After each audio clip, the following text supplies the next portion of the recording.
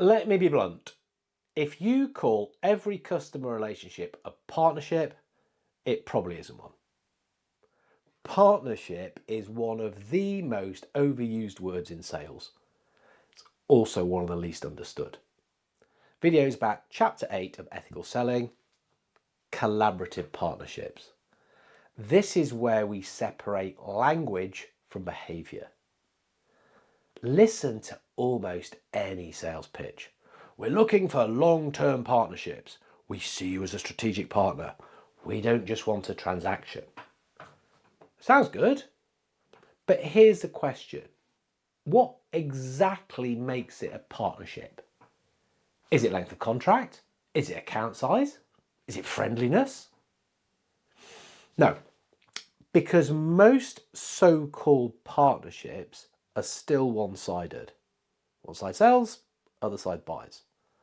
That's not partnership, that's a supplier and a customer. Real partnership involves shared objectives, shared visibility, shared accountability, shared success metrics. It means both parties have something at stake. It means openness goes both ways. It means challenge goes both ways. It means long-term thinking replaces short-term extraction. That's very different from simply having repeat business. Here's the uncomfortable part. Most salespeople don't actually want partnerships. They want loyalty without reciprocity. They want access without vulnerability. They want influence without accountability. That's not collaboration, that's positioning. Customers can feel the difference. In ethical selling, collaborative partnership sits at the top of the model because it's earned. You don't start in partnership, you graduate into it. After, empathy builds understanding, transparency builds trust, value builds alignment, informed decisions build ownership. Then, and only then, partnership becomes possible. And then it must be mutual. Let's make this practical. In a true collaborative partnership, you're invited into earlier conversations. You're trusted with internal context. You co-create solutions. You review outcomes together. You adapt together. There's dialogue, not just delivery. There's challenge, not just compliance. If something isn't working, both sides address it.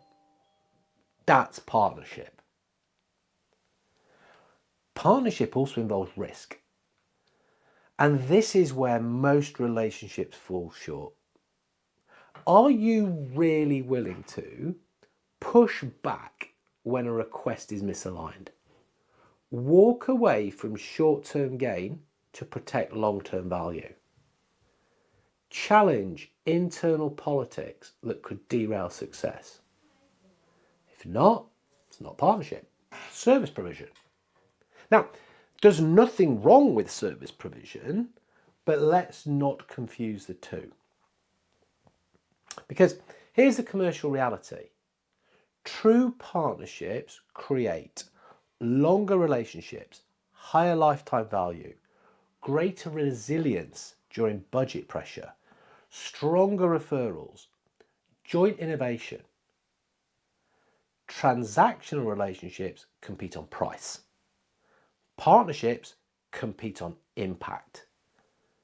Impact is way, way harder to replace. So here's the challenge. Audit your top 5 accounts. Are they genuinely collaborative? Or are they just large transactions with polite communication? If you removed the word partnership from your vocabulary, what would actually change in your behaviour? Because partnership is not a label, it's a standard. Here's something practical. In your next major account review, ask, what would need to change for this relationship to feel more collaborative on both sides? And then listen carefully. Now, the answer might be uncomfortable, but discomfort is often the doorway to growth. This video has been about Chapter 8 of Ethical Selling, Collaborative Partnerships. Empathy builds understanding, transparency builds trust, value creates alignment, informed decisions protect ownership, and collaboration is what happens when all of that is practiced consistently.